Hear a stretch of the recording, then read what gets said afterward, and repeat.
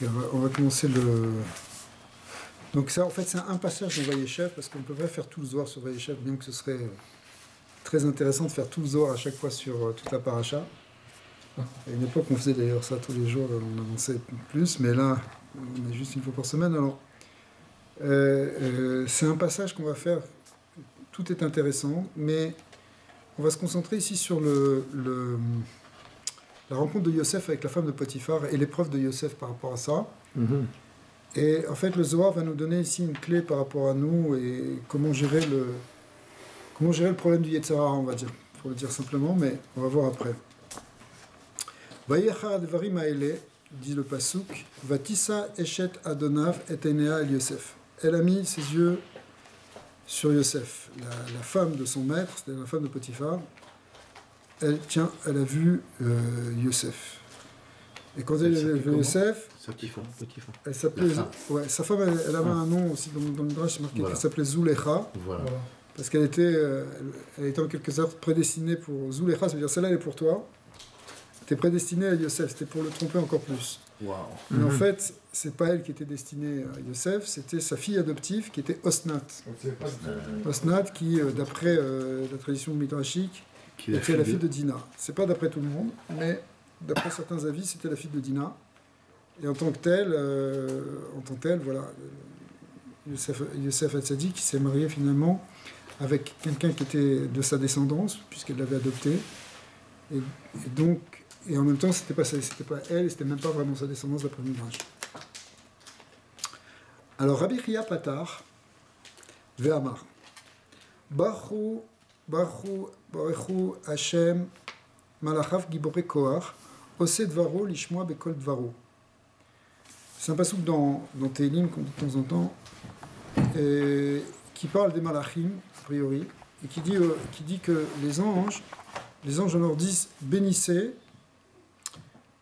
Hachem, vous les anges, ces anges, ces malachim, Gibore Kohar, des puissants, des forts et puissants, qui font sa parole pour écouter le son de sa parole. Alors, ce passouk, il a été expliqué plusieurs fois dans le Zohar HaKadosh et dans le Tikkun Zohar. C'est pas exactement le sujet de la fin du passouk. La fin du passouk nous dit qu'ils sont capables en fait d'entendre la parole de Dieu dès qu'elle commence à sortir. Ils sont tout de suite en train de faire ce que Hachem veut. Il n'y a pas d'attente. Dès que la parole est... Ils sont l'expression même de la parole. C'est-à-dire que la parole d'Hachem, dès qu'elle est dite dans le monde, le malheur est déjà en train d'agir. Mais ici, le point que relève le texte, ici, c'est qu'ils sont appelés Giboré Kohar. Et le fait qu'ils soient Giboré Kohar, ça vient nous dire qu'ils ont en fait... Pourquoi ils font la volonté d'Hachem? Parce qu'ils ont cette Gvora. Et la Gvora, c'est pas quelque chose de négatif, au contraire, c'est ce qui nous permet de tenir contre les Yetzer Hara. Alors, puisque c'est ça l'épreuve ici, c'est une épreuve avec une séduction d'une femme, il va falloir faire preuve d'un grand Kohar pour tenir. Tachazé. Kama itzrarigle les barnash, les istamra bechovoy, mechovoy. En fait, le Zohar, il parle pas simplement de ce problème avec cette femme, mais il va nous faire une petite généralité qui est importante de répéter. Il nous dit combien il faut faire attention et combien il faut mettre d'efforts pour se préserver de la faute. Ou les meher beorar metakana et avancer dans un chemin qui soit arrangé, parce que pas un chemin où tu tombes toutes les 2 secondes et tu es en train de tomber dans des trous. Begin de lo yistele aou Yetzara pour pas que le Yetzara il lui dévie du chemin, il le tente. De yum ekatre gale kol yoma veyoma kamadeitma. Parce que ce Yetzara, non seulement il va le détourner, mais en fait il va l'accuser chaque jour. Comme c'est déjà été expliqué. Au begin de yum ekatre gale tadir, étant donné qu'il est tout le temps en train d'attaquer les Yetzara. D'accord. C'est pas... On ne peut pas dire, j'ai réglé le problème de Yetzara, c'est fini.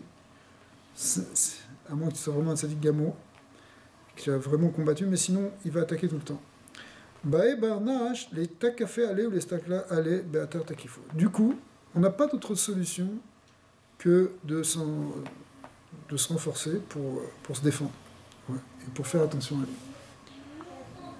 On peut pas être... C'est comme si tu es soldat et que... Jamais baissé ta garde. Tu peux pas baisser la garde. Ils sont tout le temps en train d'attaquer. Ils sont tout le temps en train de te lancer des pierres, etc. Alors, dans la Kabbalah, ici, ça veut dire quoi? Be'atar Takifo, un endroit qui est fort, c'est-à-dire il ne faut pas bouger de ta place. C'est quoi cet endroit? Ça fait référence à la sphira de Malchut, qui est dans la sphira, mais qui est une sphira de Gvura. Un Meler, c'est quelqu'un qui est Gibor. Parce que pour régner, il faut qu'il soit fort.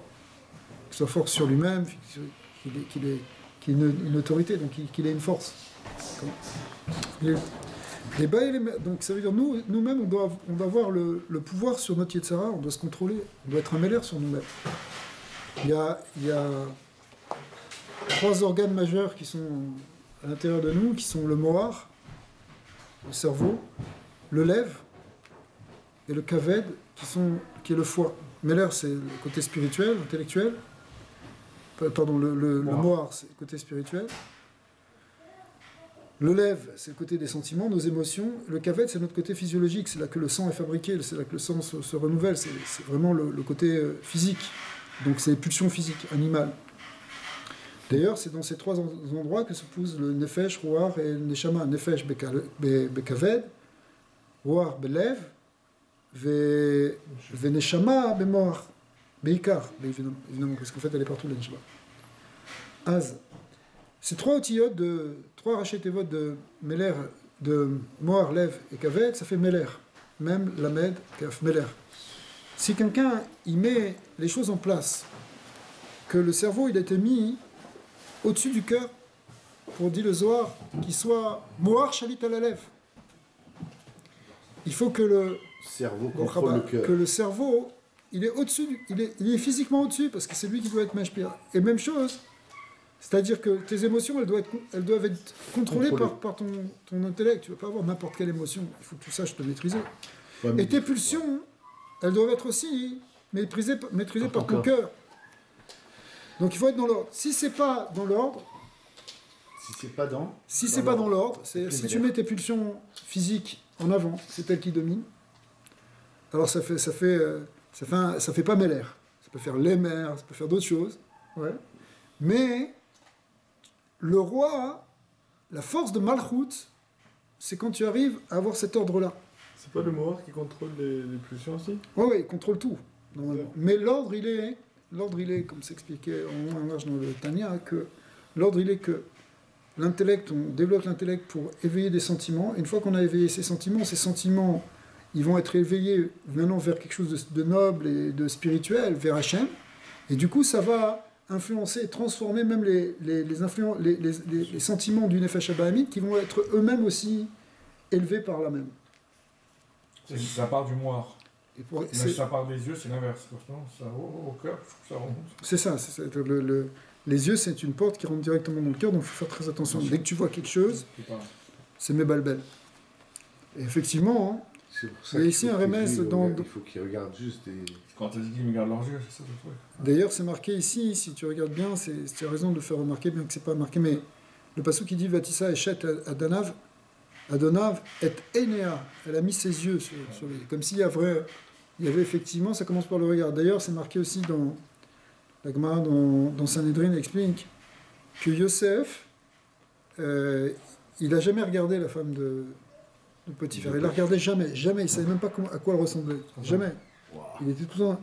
Sauf à la fin, donc quand elle l'a attrapée, etc., il voulait toujours pas la regarder. Qu'est-ce qu'elle a fait? Elle lui a mis une épée sur le cou.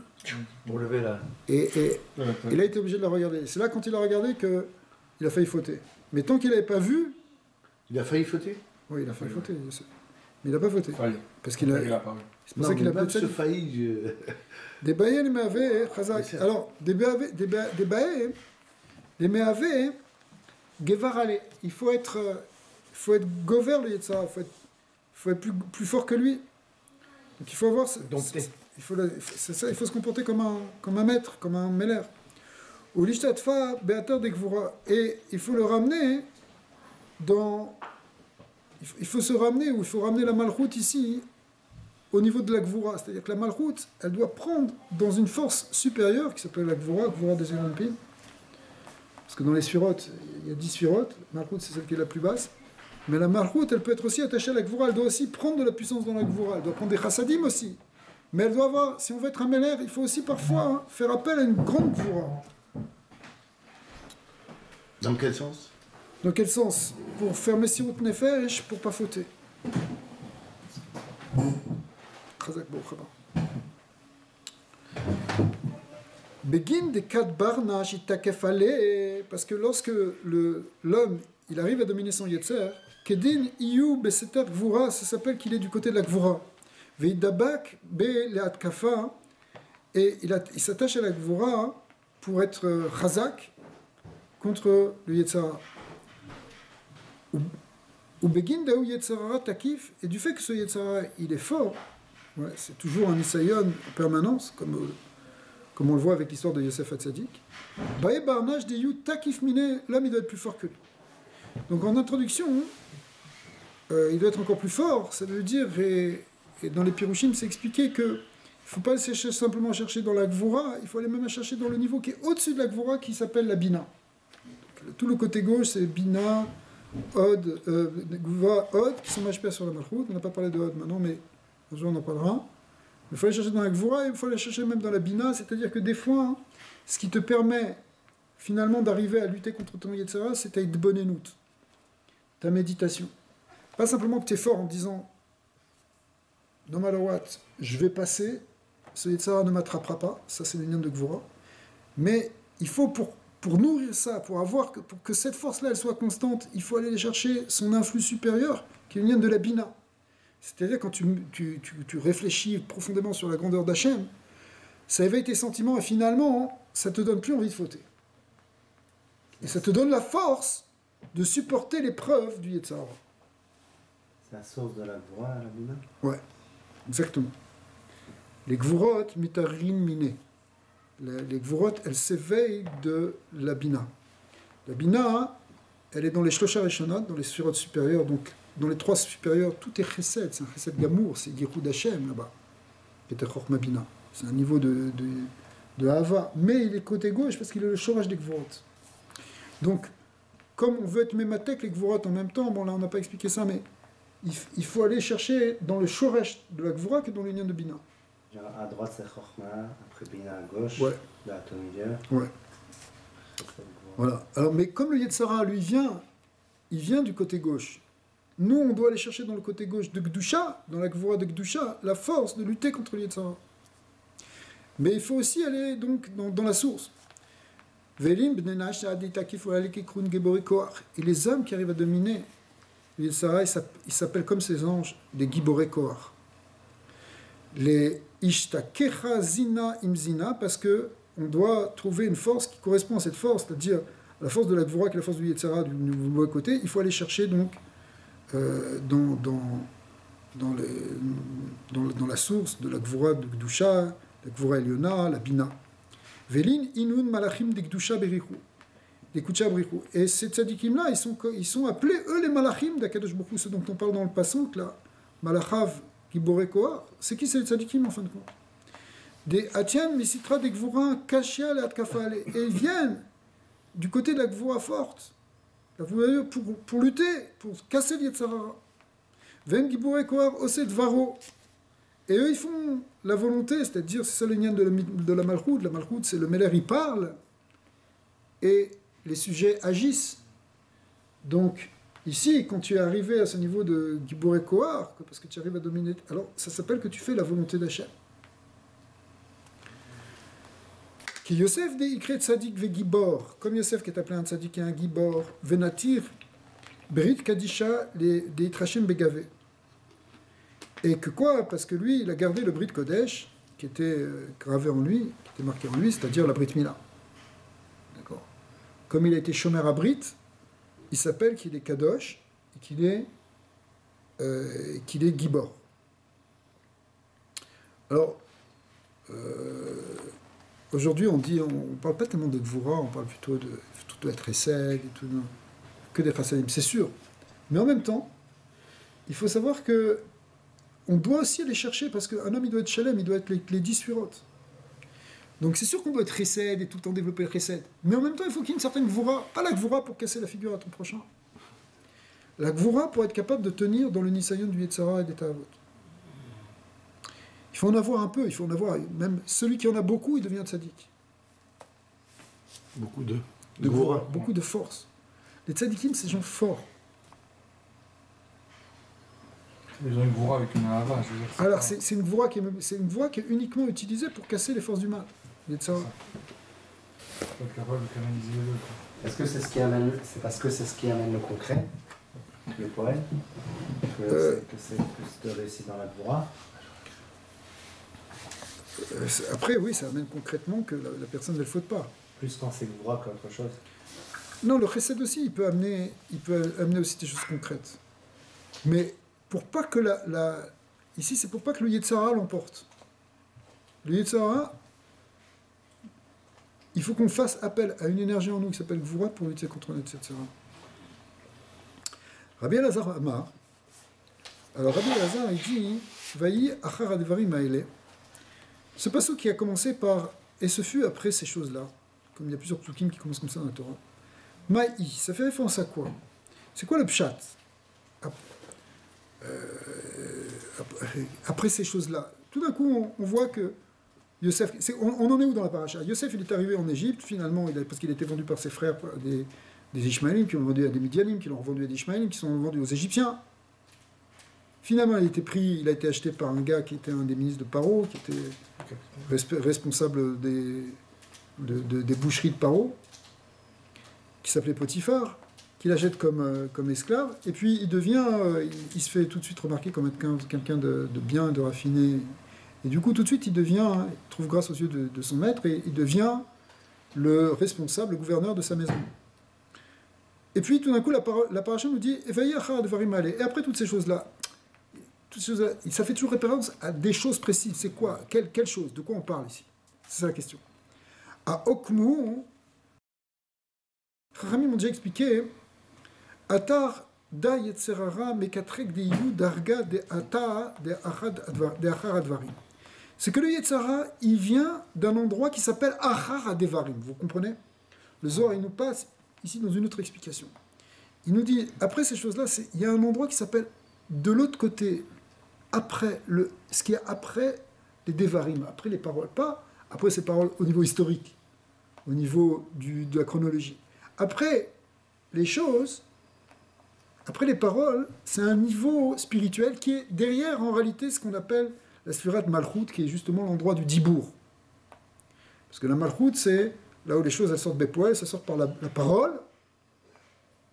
Et la Malchut, ça s'appelle P, Torah Shebéal P, Karinan La, c'est la bouche. Malchut, ça s'appelle P. C'est la porte, mais c'est la parole. Donc le Dibour attire le etc. Alors attends, tu vas voir.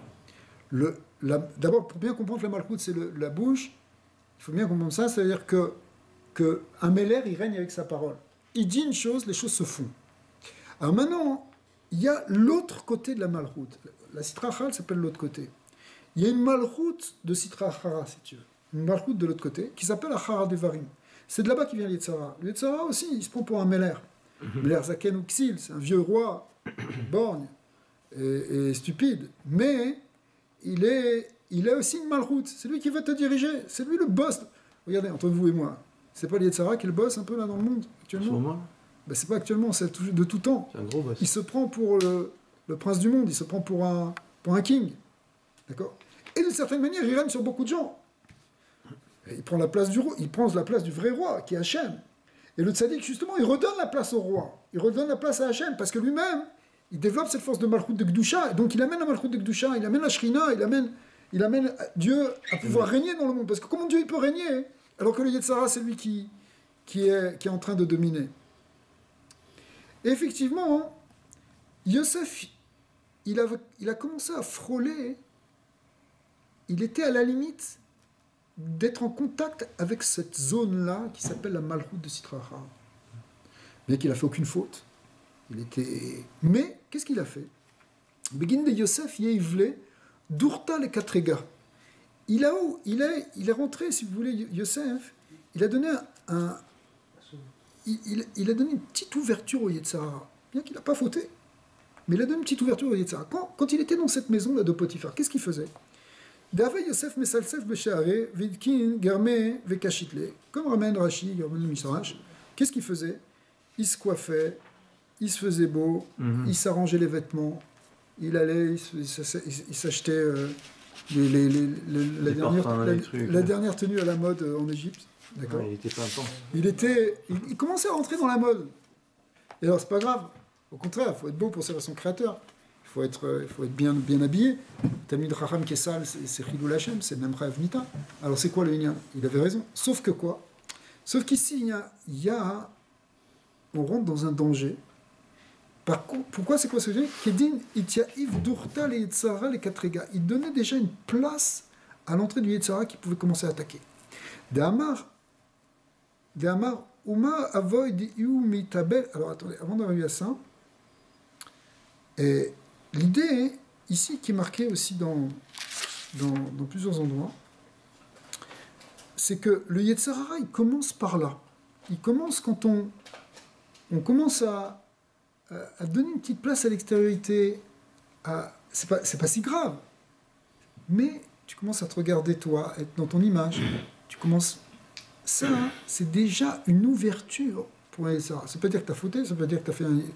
Mais c'est la première porte. Parce que les Yetzara n'attaque jamais de front. Il attaque jamais. Tout de suite, il te dit pas, va faire une grave avéra. Il te prend petit à petit. Il te fait sortir petit à petit de la zone de Kedusha, sans que tu t'en rendes compte, parce qu'il y a comme une zone clair-obscur, où c'est comme, vous voyez, comme dans Ben Hashmashot. C'est ni jour ni nuit. Donc tu n'as pas l'impression que tu es dans la faute, tu fais encore jour, tu n'es pas dans la nuit. Mais en réalité, il y a déjà les forces d'obscurité qui sont déjà là, qui sont les forces du Yetzara ici. Et ça commence par effectivement ça. Alors tu commences à regarder la Chitzoniot, l'image de toi. Tu es déjà une forme de narcissisme. Le narcissisme, c'est déjà le début d'une forme d'égoïsme. C'est une forme d'égoïsme, c'est la recherche du plaisir pour soi. C'est la recherche du plaisir pour soi. Après, il n'y a plus que ta place dans le monde. Et s'il n'y a plus que ta place dans le monde, tu peux même écraser ton prochain. Et puis tu laisses plus de la place non plus à Hachem, parce que tu commences à être orgueilleux. Et donc, à la fin, tu lâches toute la Torah, etc. Et tu deviens... ça peut aller jusqu'à l'extrême du Yetzara. Mais ça commence par quoi? Par ce léger narcissisme, c'est-à-dire le fait de se regarder et de se coiffer ici. C'est ça l'image, tu vois. Ah oui. Ouais. Qui disait en plus toutes les femmes, quand elles le voyaient passer, elles devenaient folles. Tu mets une belle cravate, tu regardes pendant un quart d'heure dans la glace avant de partir à la tefila. C'est bien, mais... Il faut Shabbat Kol. Les Zarma. Ouais, ça c'est Zarma. Non, je dis Zarma pour te chauffer, parce que peut-être que tu as raison. C'est peut-être comme ça qu'on arrive à sortir de ça. C'est en canalisant pour la Gdusha, quand tu fais les Shem Shamaim. Pourquoi pas? Ok, ça marche. Mais c'est un bon deal. Mais il faut que ce soit les Shem Shamaim. Mais oui. Pas quoi? Si je vais... Faut pas que tu te mentes à toi-même. Non. Si je dis c'est l'Irvot Shabbat, je veux m'habiller bien, je veux avoir une belle chose pour Shabbat. En tout cas, c'est vrai. Non, mais il a raison. Ça veut dire que c'est une manière de se motiver. De sublimer ton Yetzara en le mettant dans quelque chose qui est de l'ordre de Kadosh. Pour justement casser la clipa. Yosef, quand il faisait tout ça, c'est justement avec des cavanotes, probablement des cavanotes énormes, qui venaient casser cette clipa, qui était la clipa de... Comment c'est ça que Yosef Hatzadik tout l'extérieur. Il faisait pas ça pour lui. Il faisait ça avec les habits qu'il mettait. C'est probablement les habits du Big Day Lion qu'il mettait. Pour lui, je suis sûr que c'était sa cavana. Il venait au contraire, il venait... On dirait qu'Akadosh Baruch Hu, il n'a pas compris comme ça. Parce que, qu'est-ce qui s'est passé Damar... C'est quoi la kavana d'être tombé dans ça peut-être qu'il ne savait pas. C'est pas... En vérité... C'est un peu contradictoire aussi. Quelqu'un qui... On peut pas dire quelqu'un qui s'arrange, qui tient tellement à lui, tout ça, et qui n'a jamais mis les yeux sur quelque chose qui ne lui appartient pas. Il y a... Alors tu n'as plus la belle cravate. Il y a un massé Narout ici. Il y a quelque chose qui de l'ordre... Il était Nahar. Ouais, c'est le côté adolescent qui est en nous. On a tout... Le Yetzara, il est plus fort au départ, mais après, bon, il peut nous suivre toute la vie. Il nous suit toute la vie, évidemment. Même un tzaddik, il a un Yetzara. Comme Yosef Hatzadik. C'est parce qu'il a gagné ce Yetzara qu'il a été Nikrat Tzadik. Voilà. Il n'était pas Tzadik, il n'était pas Yosef Tzadik encore, à ce moment-là. Quand il a passé toutes les épreuves. Les tzadikim aussi... Ils sortent d'une certaine katnout pour arriver à une gadlout. C'est un tzadik né déjà, même quand tu es un tzadik né, c'est du boulot. Même quand c'est un tzaddik qui naît. Il y a une avoda. Mais pas par rapport à lui.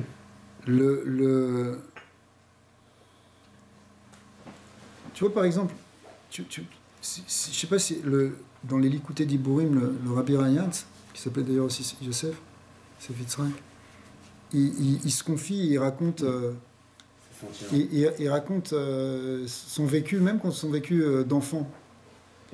Et sans se cacher, Et on voit qu'il a eu des épreuves d'enfance, des épreuves d'enfant où, par exemple, il croyait certaines choses et puis il s'est rendu compte qu'on l'a trompé, tout ça, sur, je sais pas, des trucs qu'on lui avait dit qu'on allait prêter de l'argent, on lui a dit qu'il allait rendre, on n'a pas rendu, une soirée avec une montre, des choses comme ça. Et puis en fait, tout ça, ça l'a fait grandir. Il raconte que c'est des petites épreuves qu'un enfant il peut avoir, un enfant de 7, 8 ans ou 9 ans peut avoir. Ça peut faire mal. Qui le font dépasser finalement une certaine illusion qu'on a quand on est petit, tu vois. Mais en fait, cette illusion-là, bon, on peut ne pas la dépasser non plus. C'est-à-dire qu'on peut rester pendant des années toujours dans une illusion adolescente, quoi. Tu vois. Mais il y a un passage ici, il y a un passage qui fait grandir. On voit que Yosef, c'est un peu psychologique, toute cette explication, évidemment, mais le Yetzara, ça touche quelque chose qui est de l'ordre de la psyché aussi, qui est de l'ordre des forces psychiques et des forces psychologiques, évidemment. Donc, Yosef, quelque part, c'était lui le plus petit, c'était le Ben Zekounim, c'était le chouchou, la Ketonet Passim, etc. On voit les frères, ils ont dit, mais c'est quoi celui-là? C'est pas ça un fils de Yaakov. Le fils de Yaakov, il n'est pas dans ça. D'accord? Pourquoi eux, ils le voyaient comme quelqu'un qui potentiellement pouvait mal tourner comme Esav ou Ishmaël? Parce que de Abraham est sorti Ishmaël, de Yitzhak est sorti Esav, ils se sont dit, Yaakov, voilà, c'est Yosef, c'est peut-être lui le mauvais cheval. Donc, eux, ils voyaient son petit côté Yetzara. La Torah dit, qu'il disait Dibat, il a mal parlé sur ses frères, il disait qu'il faisait... Il rapportait. Il disait qu'il faisait vers Vinaray, qu'ils étaient recherche dans Harayot, qu'ils étaient recherche dans Il était vendu, ses frères. Qui considérait les fils des servantes comme des esclaves. Il parlait d'une manière... Alors, les Mefarshim, ils expliquent que c'est... Surtout les Chassidim, puis Chassidut, ils expliquent que c'est pas que Chas Shalom, il les accusait de faire Evert Mincha, il les accusait de ne pas manger avec tout le niveau de Gdusha qu'ils pensaient qu'on devait manger. Et à Rayot, ils pensaient qu'ils n'étaient pas aussi dans le niveau de Gdusha absolu, etc. Et même chose aussi... Alors, pour le fait qu'il est traité d'Aved. Mais malgré tout, il y a quelque chose il y a des nissionotes que Yosef il va avoir qui vont le faire grandir. Il faut qu'il passe par là pour devenir vraiment le roi. Pour que ce qui était prévu dans ses rêves, que tout le monde va se prosterner avec lui, qu'il est lui aussi un Bechor et qu'il est lui aussi un Meler, pour ça, il faut qu'il accède à ça, il faut qu'il dépasse justement toute sa Chitzoniut. Ça, c'est la première chose. Mais le Zohar ici n'explique pas vraiment ce point-là. Il est plutôt dans l'idée de dire que ça commence la première chose du Yetzara, ce qui n'est pas grave, ce qui n'est rien en tant que tel. Mais ça commence par là. C'est quand tu donnes de l'importance à ton petit être, en quelque sorte, c'est-à-dire à la chitzoniut de ton être. Ouais. Se faire beau, se coiffer. Alors, peut-être que, comme tu dis, Lévi, c'est quelque chose qui était les Shem Samim, mais ça laisse une porte ouverte. On n'a pas de cheveux. Alors, effectivement, ici, le Zohar continue comme c'est marqué comme c'est marqué aussi dans les Midrashim, d'Amar, Uma avoy deyu mitabel alev Yosef me kashit garme ou mesalsel beshare. Kadosh Bourou, en fait, qui te parle ici. Il a dit quoi? Son père, il est en train de s'endeuiller, il se remettait pas de la perte de son fils, il est resté à pleurer pendant 22 ans. Et lui, bon, on n'était qu'au début, mais il était en train de pleurer.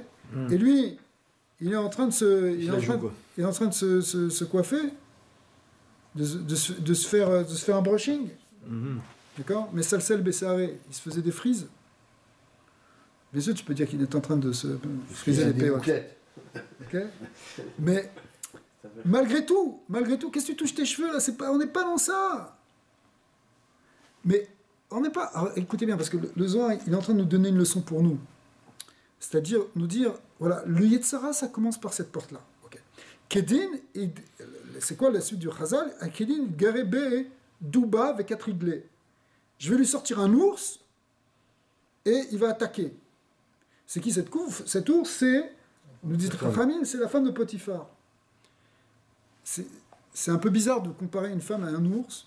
Elle ressemblait probablement pas à un ours, mais en fait, c'est pas la femme elle-même qui est l'ours. C'est la puissance du Yetzara qui peut être comparée à un ours ici. C'est-à-dire que le Yetzara que tu peux être pris devant une telle femme, ça, c'est quelque chose qui est une puissance. Un ours, c'est l'animal le plus puissant finalement. C'est-à-dire qu'il peut déchirer une poire. Ici, il ne faut pas rencontrer un ours. Si tu rencontres un ours, c'est très mauvais. C'est d'une force et d'une rapidité. C'est très rapide. C'est très cruel. Ça laisse aucune chance. Donc, ici, c'est ce Yetzara qui est comparé à l'ours. D'ailleurs, le dove, l'ours aussi, c'est la Perse. Elle est comparée, enfin, dans le rêve de Daniel, elle est vue comme un ours. C'est-à-dire, la Perse, c'était radical. C'était la solution finale de Haman. C'est un truc qui peut te ravager, te détruire entièrement. Tsunami. C'est pour ça que la Perse est comparée au dove, parce que comme Haman, ce qu'il voulait faire, c'est qu'il voulait détruire entièrement tout. Il laisse rien, aucune chance, il n'y a plus rien. Une extermination. Donc le Yetzirah, il commence par une petite porte que tu es en train de t'occuper de ta petite Ritsoniou, tes petits détails, trucs. Aujourd'hui, je sais pas, ton truc, ton téléphone, tes machins, tes trucs. Okay, ta voiture, tu bichonnes ton truc, tes magazines de mode. Ok. Et puis derrière ça, fais attention. Il peut te sortir un ours. C'est exponentiel. Ouais. C'est fou. Parce que le père qui est en train de s'endeuiller, c'est pas simplement Yaakov, c'est Akadosh Baruch Hu. Akadosh Baruch Hu, il est en deuil parce que le Beth Amikdash, il est détruit. Wow. Et au lieu que tu te sois au sec à réparer sa maison et à s'occuper de la Shrina qui est sa fiancée pour la ramener à la maison, c'est-à-dire sur terre, eh bien toi tu es en train de t'occuper de ta dernière chemise. Tu comprends? Et ouais, alors là, fais attention. Le Yetzara, il risque de pas te rater. Mais ça ne veut pas dire qu'on est fichu, pas du tout. Mais simplement, on a dit d'emblée, il va falloir être fort. D'accord? Il faut être fort, parce que de toute façon, on doit tous passer par là. Yosef, on a tous un Yosef en nous. Vous comprenez? On n'est pas en train de dire Yosef. Yosef, ici, dans cette étude-là, il est comme le prototype de tout ce qu'on doit tous rencontrer. Bon, il y en a qui le rencontrent plus que d'autres. Mais tous, on est confrontés à la Chitsoniot, on est confrontés à l'Yetzara, on est confrontés à la séduction, on est confrontés à la tentation. De quoi? À la grave. De quoi? De tout ce que tu vois dehors. Mauvaise chose. Est-ce qu'on peut dire... C'est sadique, toi, tu vois rien. Tu es au-delà de tout ça, tu n'as pas de tentation. Il dort. On ne pourrait pas dire, par exemple, que Yosef... Ne conduit pas. Il était Une pas... belle cravate, un beau pantalon, un bon steak. Non. Rentrer dans cette Chitsoniote. Mais en fait, il avait une kavana. Et c'était quoi sa kavana? Je sais pas, par exemple c'était comme les shluchim.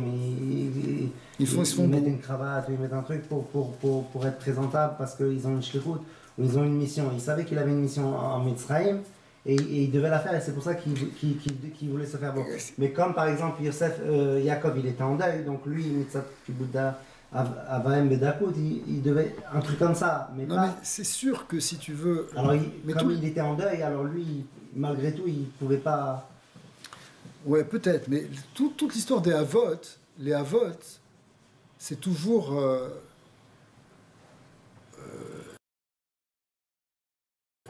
Eux, ils ont vécu, on n'a aucune idée. Mais ce que la Torah nous raconte, c'est par rapport à notre niveau à nous, si tu veux, tu vois. Parce que même, c'est marqué les Mefarshim. Même par rapport non, justement. C'est sûr que nous c'est un enseignement pour nous. Hein. Des fois, les tzadikim, ils vont faire semblant de... Le niveau de Yosef, on ne le comprend même pas. On n'a aucune idée de qu'est-ce que c'est le niveau de Yosef. C'est marqué que les filles de Lot, on n'a aucune idée du niveau de tzadiket que c'était.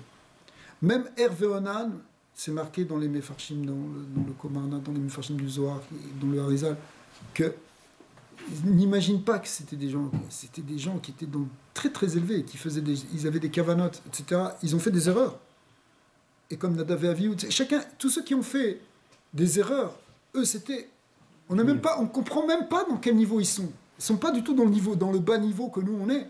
Mais la Torah nous l'exprime comme un bas niveau, parce que nous, on est dans ce bas niveau. Donc, Yosef, c'est sûr qu'il avait des cavanotes, etc. Mais malgré tout, BRR, il y a quelque chose il y a quelque chose qui est pas correct. Comme Nadav et Avihu. BRR, Nadav et Avihu, t'as pas plus kadosh qu'eux. Ils étaient plus kadosh que Moshe Aaron. C'est qu'est-ce que dire plus kadosh que Moshe Aaron, il a dit, Moshe Rabbeinu, il a dit. Ouais. Kadesh Bekrovav. Ils étaient plus proches de Dieu. Mais c'est considéré comme une faute très grave, et ils ont le truc. Et Réhouven, il a déplacé la couille, il a déplacé un lit, il est allé avec sa belle-mère. La Torah le présente comme ça. Donc même ici, Yosef, on ne sait pas du tout qu'est-ce qu'il faisait Messalsel. Peut-être qu'il était en train de mettre Mitkaven les péotes de Harry Rampin pour descendre une Rachmanout. Mais il y avait quelque chose qu'il ne devait pas faire. Mais pour nous, on le comprend que dès qu'on rentre dans une Chitsoniut,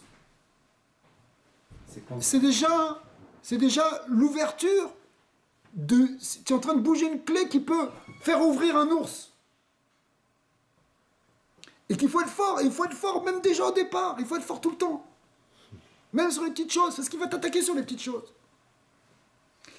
Il ne va pas te dire tout de suite faire Vodazara. Mais t'en fais pas, tu vas faire Tchouva. Mais non, il ne te dit pas de faire Vodazara. Il va te dire, mais regarde, c'est bien, c'est pas grave. Il y a des choses qui sont moutards. C'est pas les coulades, pour toi tu peux faire, tu peux te permettre un peu. C'est pas clair que c'est assourd. Sur des petites choses. Mais quand tu rentres dans le truc, alors après, cette chose-là que tu as faite maintenant, elle devient permise pour toi. Parce que quand tu l'as fait 2 fois, Nassé le Oeter, 3 fois, Nassé le Mitzvah, au départ, quelque chose qui est assourd. Tu vois comme assourd. Après, tu commences à changer. Ouais. Ça devient permis. Et quand ça devient permis, alors, c'est la chose d'après c'est l'interdit d'après. Et l'interdit d'après, il n'est pas vraiment assourd puisqu'il est à la limite.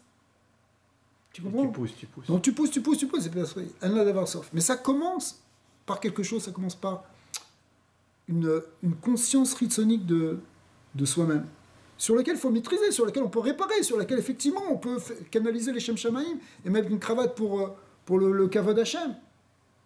Ok ? Mais il faut savoir que ça commence par des petites choses. Si on arrive à les réparer, c'est bien. Mais à la fin, c'est drôle que Yaakov, toutes les personnes n'ont pas compris ça de Yosef. Parce que Yaakov, il était chez Laban et justement, il a travaillé. Et il a travaillé pour avoir sa fortune, il a travaillé pour se marier. Donc il était dans cette petite chitsoniut. Peut-être pas au niveau que de Mitraim, mais c'est pourtant le seul qui a ouvert cette petite porte de chitsoniut pour... Regarde, alors, on touche un point qui est intéressant parce que tout commence par cette chitsoniut, le lévouche. Il lui a donné une kétonette passim, une tunique striée, et qui était la peau de Tadal. Non, c'est pas sûr ça. Mais en tout cas, le vêtement d'Adam, en tout cas, il a donné, peut-être que c'est ça, mais en tout cas, il a donné un vêtement qui était kadosh, qui avait une beauté. Et d'avoir des beaux vêtements, maintenant on va prendre le côté inverse, c'est pas mauvais. Et d'Avkap, ça dépend de quel shoresh on est. Si quelqu'un est du côté du shoresh de Chochma, comme était Yosef, puisque c'est marqué qu'il était Ben Zekunim. Ben Zekunim en hébreu, ça veut dire le petit dernier, le fils de ma vieillesse. Ouais. Mais Rashi dit Ben Hakim, le Targum il dit, c'est-à-dire quoi ? C'est-à-dire que il était du côté de Chochma.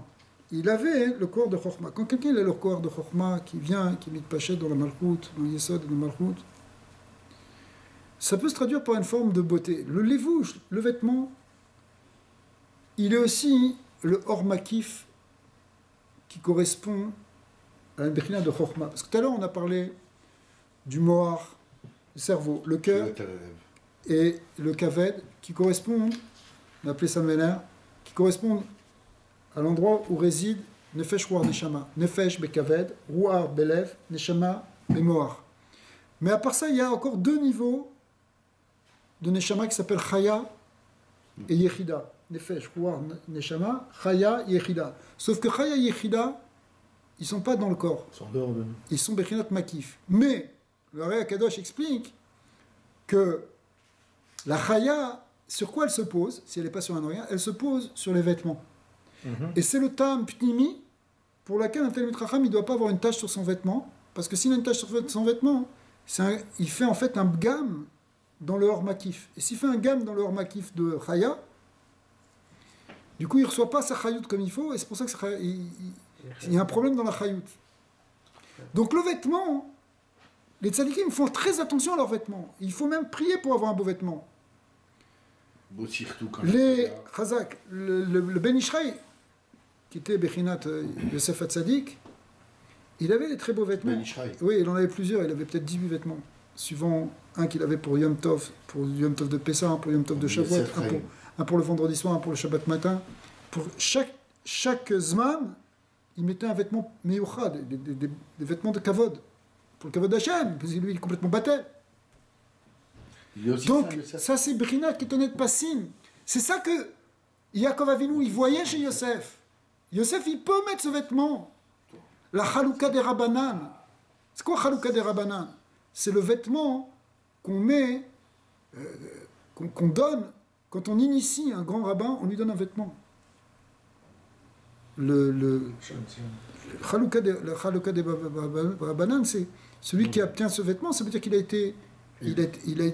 a reçu la smicha. Wow. Alors, dans cet esprit, on peut dire aussi... Ah, ça, c'est un règle du chat. Mais on voit que Yosef, il fallait qu'il acquiert en quelque sorte ce niveau. Parce qu'après ça, quand il va sortir et qu'il va arriver, et que Paro va le mettre en haut, là, il va recevoir à nouveau des vêtements et toute la Chitsoniot. Mais il faut d'abord qu'il fasse un bitoul total, parce que l'union de Chochma, autant c'est l'union de Chaya, Chaya c'est Chochma.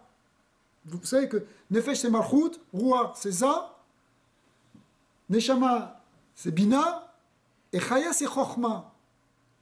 Et Yechida, le 5e niveau, c'est Keter. Donc lui, qui est Ben Zekunim, Ben Hakim, Imin Bekinat Chochma. Donc c'est pour ça qu'il a la Chaya, et c'est parce qu'il a la Chaya c'est Chochma. D'accord? La Neshama Yetera qui s'appelle Chaya, c'est Chochma. Donc c'est pour ça qu'il doit avoir le levouche, la Ketonet Passim. Il doit la mettre, c'est lui qui doit avoir ce vêtement. De toutes les couleurs, il doit faire la synthèse de toutes les midotes. De tous les gvanim, qui sont les midotes. C'est le Yesod. Le Yesod, il est Mekabetz. Le Yesod qui reçoit Chochma, hein, il est Mekabetz. Toutes les gvanim, toutes les midotes. C'est déjà un Meler. Alors, maintenant qu'il doit recevoir tout ça, Yaakov Avinu, il le voit par rapport à ce Sof. Mais il faut d'abord qu'il fasse un birour.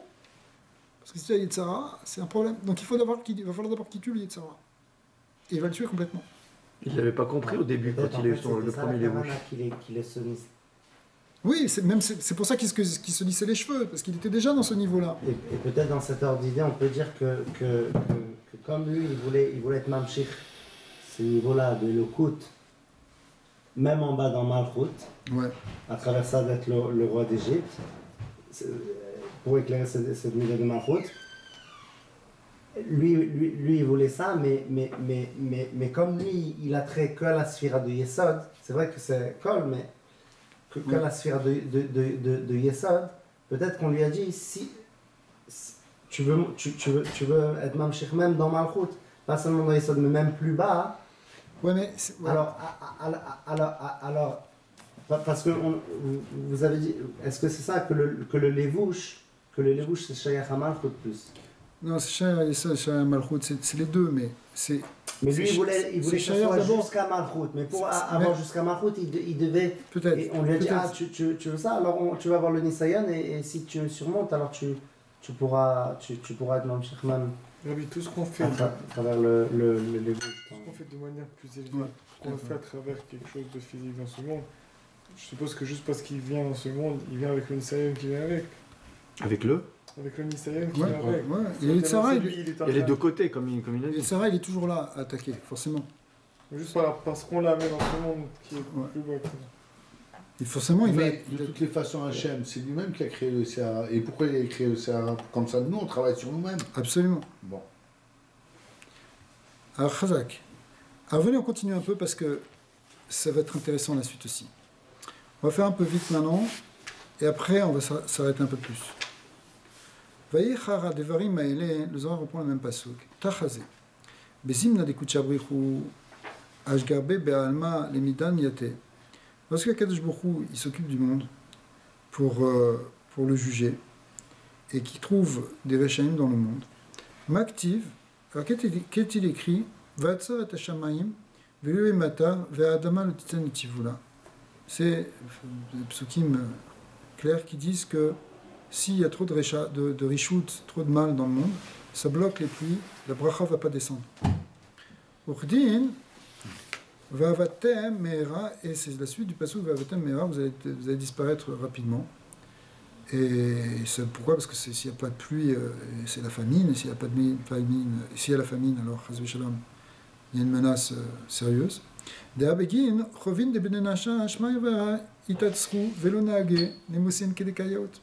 Pourquoi? Parce qu'a priori, effectivement, à cause des fautes de l'homme, finalement, les choses ne vont plus passer comme il faut, le shefa ne va plus passer, c'est-à-dire que Tiferet ne va pas être meshpea dans Malchut, et il ne va plus y avoir de Geshamim, qui vient de ce zivug qui permet de faire descendre, zivug Tiferet ou Malchut, qui fait descendre la pluie.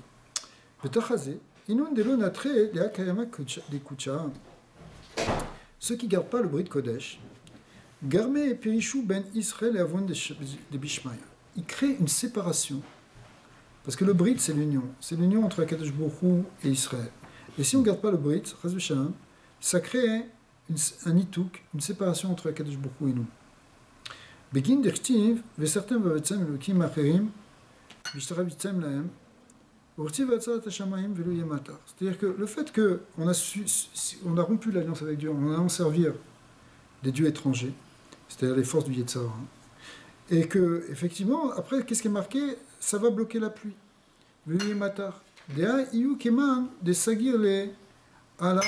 Parce que c'est comme si quand quelqu'un il sert à nos dieux, quand quelqu'un il pogame le brit, excusez-moi, c'est comme s'il faisait Avodah Zarah. Quand il fait Avodah Zarah, on voit que ça nous coupe de Dieu.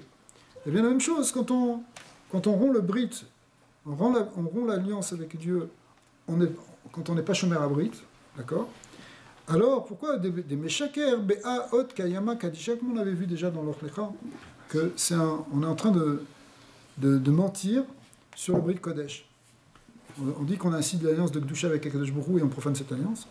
Bekat kayama kadisha et nair be'alma kedekayaot. Mais au contraire, lorsque le brit Kodesh il est gardé comme il faut, kedin kucha brichu ya'iv brachan le'ela ve'arka le'arka be'alma, il fait descendre la bracha sur la terre, dans le monde. Alors, kemo de atama geshem le davot tanif elokim, comme le pasuk qui dit qu'effectivement, et la suite c'est Binivat, les dons des pluies dépendent, effectivement, maintenant Dieu va donner la pluie. Nachalata venelea, venil'a, pirouche nachalata, c'est-à-dire la nachala qui est l'union ici de descendre des bénédictions, la pluie représente toutes les bénédictions. Donc tout par rapport à garder la brite. C'est-à-dire que le fait de ne pas garder le brite, au bout d'un moment, ça crée une sécheresse. Parce que le brite, c'est l'union de Yehoud entre Malchut. Et si vous le brite, ça correspond à Yesod. Et Yesod, c'est entre Tiferet et Malchut. Tiferet est appelé Shamayim, Malchut est appelé Aretz. Si on n'est pas Shomer le Brit, on rompt le lien entre Shamayim et Aretz, entre Tiferet et Malchut. C'est ça que représente que l'influx, c'est-à-dire la pluie ne descend pas. Et concrètement, physiquement, ça peut faire que, effectivement, dans le monde physique, il n'y a pas le Shefa qui descend. Et ça fait ça. Comme on voit, les psukim nous disent, même chose si vous faites Avodah Zarah, ça va amener tout ça. Geshem, Nedavot, Da Geshem, Dereuta. Kaditrei, Kutsha Brichu, c'est-à-dire une pluie de Ratson. Quand on sert à Kadosh Baruch Hu, ce qu'on fait à Liat Maim Novin, ça fait descendre du Ratson d'Hachem, de la bonté de Dieu. Kaditare, Kutsha Brichu, Bekneset Israël, Ubaï Arka, La Brachan. Kedin nachalatecha v'nil'a atakonanu. Nachalata inun Israël. C'est quoi? Ça veut dire en fait, Akadosh Baruch Hu, il fait descendre ce nachala. C'est qui? C'est Israël. On reçoit la bracha. Dinud it arsante de kucha brichu, parce qu'on est la nachala, on est l'héritage d'Akadosh Baruch Hu. on est le prolongement de Dieu. Donc si, en quelque sorte, on fait ce qu'il faut, alors on va devenir vraiment ce prolongement, ça va s'exprimer en tant que tel, c'est-à-dire que la bénédiction va être parmi nous. Kima de Atama, Yaakov Cheven Nachalato, que Yaakov, il est la corde de son héritage, c'est-à-dire, il est lui-même l'héritage de Dieu. On est le prolongement d'Hachem dans ce monde. On ne se prend pas pour Dieu, on est le prolongement de Dieu dans ce monde. Effectivement, Israël, il doit être celui qui est à l'image d'Hachem au sein du monde des hommes. Vinil A da Knesset Israël, des Iunil A Be'ara Achara, et en fait, ça fait référence à Knesset Israël, qui est aussi la Shrina, qui était d'abord en Galout, des Iu Tzachria le Mishte, ou Kdini Iunil A, Vekad Iu Geshem Deruta, et au contraire, on va la ramener par le Shefa, et elle va revenir. Et c'est représenté donc ce Geshem de Ratson, c'est plus de bonté. Kedin atar konantar. Ve'ara ve'kol chayleon ve'kuleu kaimin. Alors, à ce moment-là, le ciel et la terre, et toutes les liaisons du ciel et de la terre, ils vont dépendre effectivement de ce brit. C'est-à-dire que le brit, la shmirat tabrit, en particulier pour Klal Israël, c'est quelque chose qui permet l'équilibre du monde. Comme on l'avait vu aussi pour l'histoire de Noah avec le Maboul, que quand les gens ont brisé l'alliance avec Dieu, en quelque sorte, puisqu'ils faisaient n'importe quoi au niveau de Harayot, ça a amené les eaux du Maboul à se déverser de tous les côtés, c'est-à-dire une destruction du monde. Il y a un dérèglement à ce moment-là, justement, de tout le processus de bénédiction qui est représenté par tout ce mouvement de la pluie, la vapeur qui monte et ensuite qui redescend sous forme de bénédiction. Il faut qu'on fasse remonter cette vapeur sous forme de prière on se dirige vers Hachem pour que ça redescende. Reste, on n'a pas fini. Reste encore. J'ai mon fils qui m'attend devant. Hein? Je dois le voir un petit peu. Ah d'accord, ok. Merci. Avec plaisir. Faut dire Tiv. Alors tu reviens après. Ramène-le ici. Va le chercher du qui a un cours de Kabbalah. Dirdin, imlo beriti yomam valayla, chukot shamayim vaaretz, lo samti. Ubeginkar baye lizdara beda, vea ukmoa, ubeginkar. Donc il faut faire attention à ça. Ubeginkar ti vayi Yosef, yefet toar ve yefet maré. C'est-à-dire qu'il s'embellissait. Le passage qui dit sur Yosef, il se faisait beau. Ukti vatisa eshet adonav et enea el Yosef. Donc c'est la conclusion de ce qu'on venait de voir depuis le début. C'est qu'effectivement, d'un côté, on voit que lui, il se faisait tout beau, et d'un autre côté, on voit que cette femme-là, elle a commencé à l'attaquer. Alors maintenant, on reprend. Vaïi, qui davra el Yosef yam yam. Elle lui parlait chaque jour. Elle n'a pas lâché. Chaque jour, elle venait le solliciter. Pendant 1 an, tous les jours, elle venait essayer de l'attraper. D'accord. Il faut tenir. C'est un jeune homme, 17-18 ans, et maintenant, il y a une femme qui vient le séduire chaque jour. C'est pas une fois, 2 fois, c'est tous les jours pendant des jours et des jours. Ça c'est le pshat. Veille ki dabra el Yosef yom yam. Rabbi Elazar patar va'amar. Les shomrecha me'eshet ra. Il y a un pasuk dans Michelet, c'est le proverbe de Salomon, qui dit pour te préserver, de se préserver d'une mauvaise femme. C'est quoi le sens? Zakaïn in un sadikayad de yaade ochoy de kuchabrichu les mislebeu. Heureux sont les tzadikim qui connaissent les voies d'Hachem et qui savent aller dedans. Begin de inu mishtadle beurasa yemema velayla. Comment ils savent aller dans les bons chemins d'Hachem? C'est parce que eux, ces tzadikim, qu'est-ce qu'ils font? Ils étudient jour et nuit. Quelqu'un il étudie jour et nuit. Nous on peut pas étudier jour et nuit toute la journée, toute la nuit. Mais il faut qu'on étudie à un moment le jour, à un moment la nuit, c'est considéré comme si on avait étudié jour et nuit. Mais les tzadikim qui étudient vraiment sans arrêt, alors ils nous montrent le chemin. Mais quand on fait ça, Arsin, Trin, Almin, ils héritent 2 mondes. Alma ila ve Alma tata, le monde d'en haut, le monde d'en bas. Et on explique, ça veut dire quoi? Arsin ay alma afalgav delo itasekba barnash lishma. Ils héritent de ce monde-là, même si shelo asakba adam lishma, même s'il n'a pas été au sec d'une manière lishma. Varsin aou alma ila kad itasak be barnash lishma. Et C'est-à-dire que si tu veux hériter le monde d'en bas, hein, c'est quand tu étudies et que tu fais de manière chez le lishma. Mais le monde d'en haut, pour ça, il faut arriver au lishma. Le Gan Eden Elyon, le lien du Yudke, ça vient par une kavana lishma. Alors que le monde d'en bas, hein, c'est simplement, même quand tu fais des choses qui ne sont pas lishma, mais tu peux arriver. Alors, lishma, ça veut dire quand tu fais des choses de manière désintéressée, que tu le fais pour Akadosh Baruch Hu.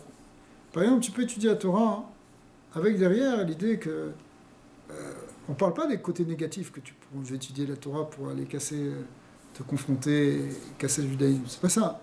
Mais même quelqu'un qui étudie chez le Ishma pour qu'on le reconnaisse comme un rave, pour gagner de l'argent, etc., c'est chez le Ishma. L'Ishma, c'est quand tu étudies uniquement pour la Torah. Parce que la Torah, il faut l'étudier, c'est parce que tu as été créé pour ça. Parce que tu l'aimes aussi, il faut aimer la Torah. Mais tu l'étudies pas pour prendre un intérêt, même pas pour te construire. Bien sûr que des fois on étudie la Torah pour se construire, pour moi je comprends, je fais un Gemara, etc. Et quand j'aurai fait le chat, je serai plus fort, etc. C'est déjà bien, c'est déjà un petit peu l'ishma, mais c'est pas le vrai lishma. Le vrai lishma, c'est quand tu fais vraiment pour servir Hachem. Alors, quand tu fais ça, c'est là que tu accèdes au niveau supérieur. Tu accèdes au monde d'en haut, parce que le monde d'en haut, c'est un monde de lishma. Le monde d'en bas, c'est un monde qui est encore chez le lishma. Alors, c'est pas très grave, tu peux atteindre déjà une bracha dans ça, parce que tu étudies, même si je veux l'ishma, tu mets une bracha, c'est des mitzvot que tu fais, ça te met une ambiance, ça te met quelque chose. Tu fais que tu dis l'ishma, il hérite aussi là-bas. Oui. Ouais, parce que l'histoire sur le lishma, l'ishma, tu commences toujours par une dimension sur le lishma, mais parce que c'est sûr que c'est collèle. Même si quelqu'un serait de cette. Bien sûr, il a la bracha aussi. Birkat Matayim Maé, quoi. C'est-à-dire, c'est sûr qu'il va l'avoir aussi. Là, on dit que le lishma, en fait, à l'intérieur, avec le lishma. Ouais, c'est ça. Ouais. Mais comme on dit, Shtalim Beoraïsta, Yomem Velaïr Sin Trin Almin. Je reprends. Almen il avait alma tata. Arsin ay alma afalgav de lui tasik ba barnash lishma. Versin aou alma ayla kad tasik ba barnash lishma. Tachaze. Maktiv orech yamim bimina ou bismola osher vechavod. C'est toujours un passouk dans Mishneh qui dit orech yamim, la longueur des jours, la longanimité des jours, la longanimité ou les longs jours, on va voir.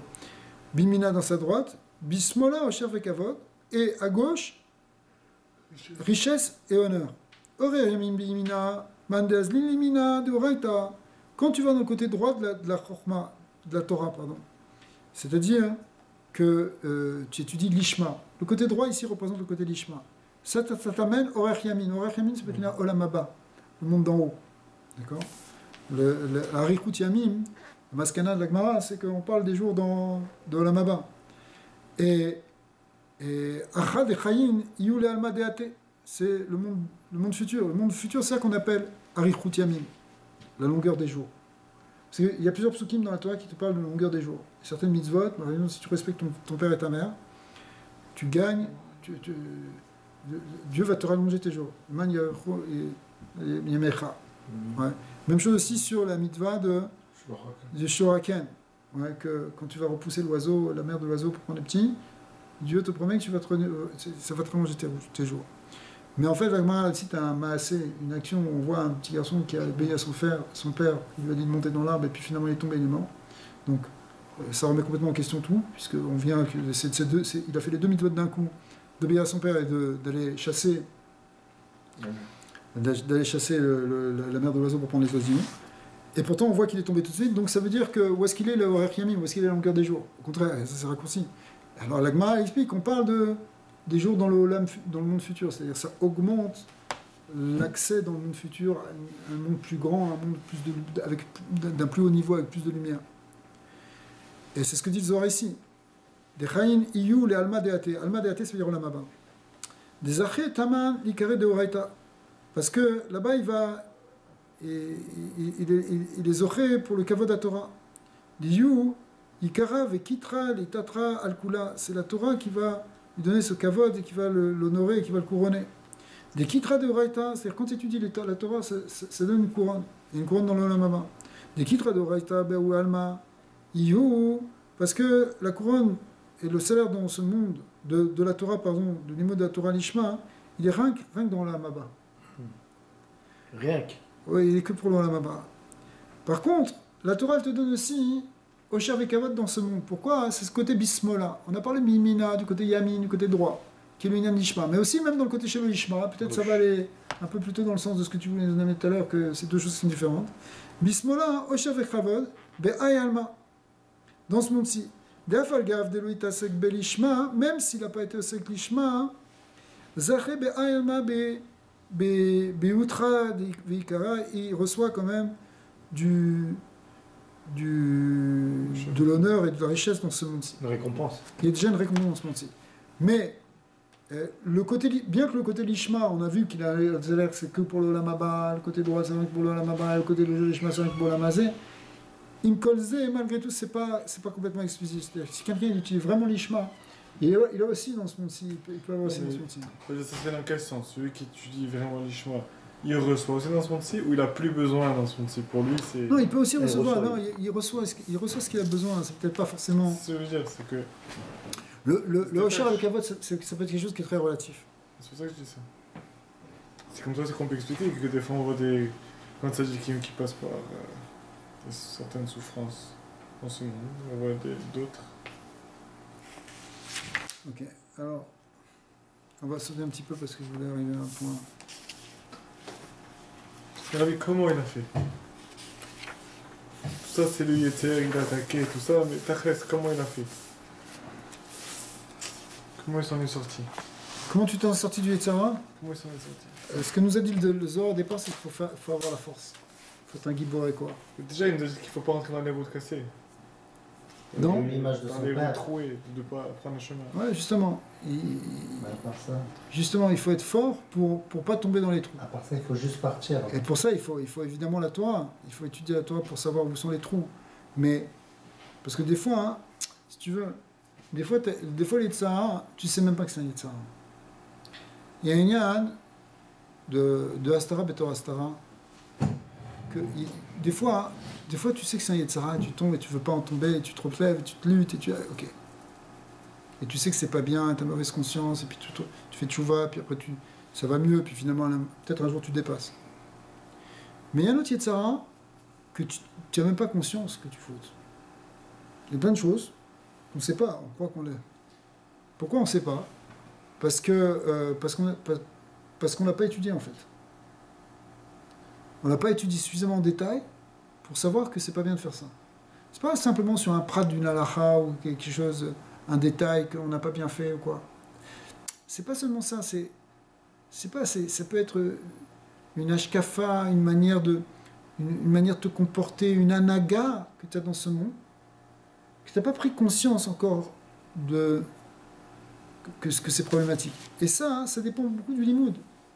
Du limoud, c'est-à-dire de la connaissance. C'est pour ça que c'est marqué sur le Talmud Torah, c'est que c'est Echad Shogeg v'Echad Mezid, c'est la même chose. Si quelqu'un dit, mais je savais pas, je veux pas faire un cours de Moussar ou un truc comme ça, mais si quelqu'un dit, je savais pas, on lui dit, tu savais pas, il fallait savoir. Tu peux pas dire. Non, c'est-à-dire, je savais pas ce qui était marqué dans la Torah. Regarde.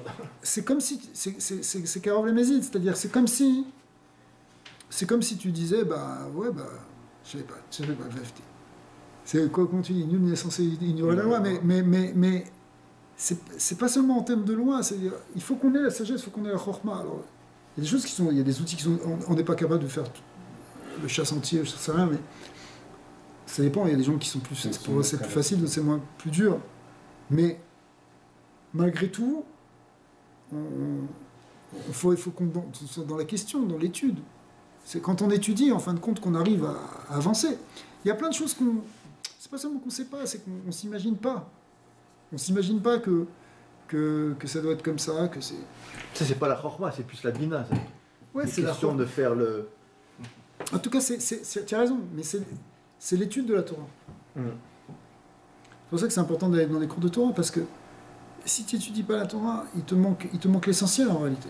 Même si tu dis, il te manque. Rav Mergui, il a dit hier que la Torah c'est comme quand on doit aller, par exemple, dans une station de ski, on voit comment c'est merveilleux, alors on monte toute la montagne, et plus on avance, et plus on réalise comment c'est...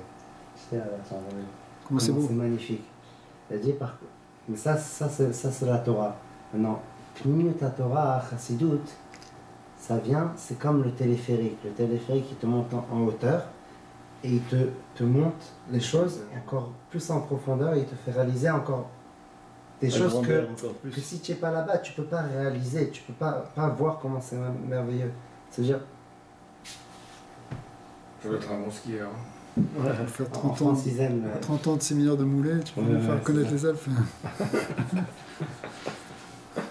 Mais c'est... Bah oui, c'est comme l'histoire. C'est pour ça que sans la Torah, on peut même pas penser à comprendre ou réaliser Où est-ce que Joseph étudiait en ce temps-là? La splendeur des choses. Il a étudié avec son père.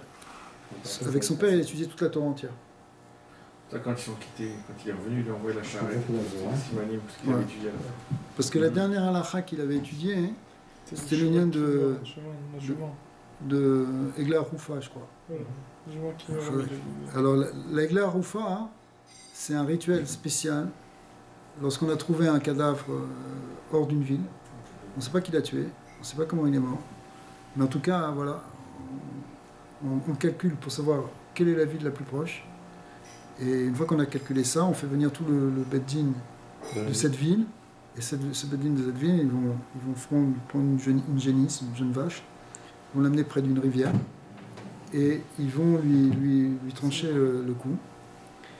Et en expiation, pour expier en fait le défaut de responsabilité que eux ils pensent avoir eu, parce que ils sont responsables d'assurer la sécurité de cette personne, de tous les citoyens qui sont proches de cette ville. Parce qu'en fin de compte, quand il y a quelque chose qui arrive, le Chacham il doit toujours se mettre en question. Donc, le Beddin, il est normalement, c'est lui qui est comme ça. Et on voit que la dernière halakha que Yaakov Avinu il a enseigné à Yosef, c'était ce din-là. Parce que quelque part, Yosef il a été jeté par ses frères dans un puits, il a été vendu après. Mais quand Yaakov Avinu il l'a envoyé à la recherche de ses frères, il savait que ses frères ils voulaient le tuer. Peut-être pas qu'il le tuait, mais en tout cas qu'il le mettait en danger. Donc quelque part, il y avait ici quelque chose de comme si Yosef lui-même il va représenter cette génisse-là, qui c'est plus profond que ça en réalité, parce que ça représente toute l'idée de la galoute. Et parce que cette personne qu'on trouve en dehors de la ville, qui a été assassinée, c'est comme le clan d'Israël, entre guillemets, qui se retrouve en galoute, et qui est sorti de la cité, qui est allé en route, la Haaretz, qui est allé en dehors, des limites de Doucha, qui est allé dans l'endroit de la Gola, et là-bas, il est en danger, comme Yosef, qui s'est retrouvé en danger, qui s'est fait attaquer par ses frères, malgré Israël qui se fait attaquer par les Goïm en galoute. Et il faut qu'il y ait cette expiation de la génisse, qui est elle-même quelque part Yosef Hatzadik qui représente ça. Le concept du bouc émissaire, c'est un terme un peu qui est passé dans les nations, on va dire, mais en fait qui vient du lien de Seir les Azel. Le bouc émissaire, Yosef, c'était un bouc émissaire de ce point de vue-là, puisque quand ils ont vendu Yosef, ils sont allés manger, ils ont réussi à trouver une unité entre eux. C'est-à-dire qu'on met tous les péchés sur un, c'est lui le fautif, c'est eux, et puis on l'élimine, et on arrive à s'unir. C'est ce que veulent faire les nations avec Israël. C'est-à-dire que la Ligue des pays arabes, ils sont incapables de s'entendre entre eux. Il n'y a pas plus grande Sina entre les pays arabes, on voit bien aujourd'hui où ça a explosé. Mais le seul ferment qui leur permettait de te tenir, c'est la seule chose sur laquelle ils arrivaient à se mettre d'accord entre les sunnites et les chiites, c'est leur haine d'Israël. C'est-à-dire que si on élimine Israël, c'est lui le problème du monde. Ils seront plus quoi faire. On sera unis, c'est ça ce qu'ils disent, ce qui est complètement faux. Et d'ailleurs on le voit dans les frères de Yosef aussi, puisque bon, les Avdil évidemment. Mais que aussi, tout de suite après, ils ont commencé à se disputer. Dire, mais non, c'est à cause de toi, Yehuda, Et si tu nous avais dit, on ne serait pas décret ou venir venu, mais qu'est-ce que vous avez fait? Et Yehuda, il a dit, Vayered Yehuda, ils l'ont dit, bon, c'était comme ça, on ne peut plus t'accepter comme roi. Et lui-même, Vayered, il est descendu, il est parti même dans une forme il est parti dans une descente, il s'est marié avec une Cananéenne, même si c'était peut-être pas une Cananéenne, et puis il y a Hervé Onan qui ont mal tourné, jusqu'à ce que Tamar vienne sauver toute l'affaire. Mais sinon, il y a une irida de Yehuda.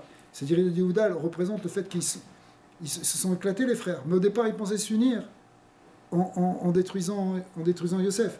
Donc c'est pas l'image, c'est même pas la bonne image, c'est pas le bouc émissaire. Les goyim ont dit le bouc émissaire, mais c'est pas ça. L'image, c'est la Egler Haroufa, qui est celle qui permet de retrouver l'union dans la ville, qui permet de retrouver après le galout, après l'exil, quand il y en a un qui est parti en exil, alors ça c'était Yosef Hatzadik. C'est la responsabilité de chaque juif. Oui, bien sûr. Bien sûr, on est tous responsables. Et Yosef, ils se sont focalisés sur lui, parce qu'il fallait trouver un soi-disant ennemi. Mais en fait, c'était pas un ennemi, c'était leur frère. Lui, il avait compris ça, puisque quand il est arrivé, il a dit « Moi, je cherche mes frères. Je cherche la fraternité. » Il cherchait les frères. Il cherchait à être un frère, et il cherchait des frères avec lui. Et eux, ils ont vu, au contraire, le frère ennemi.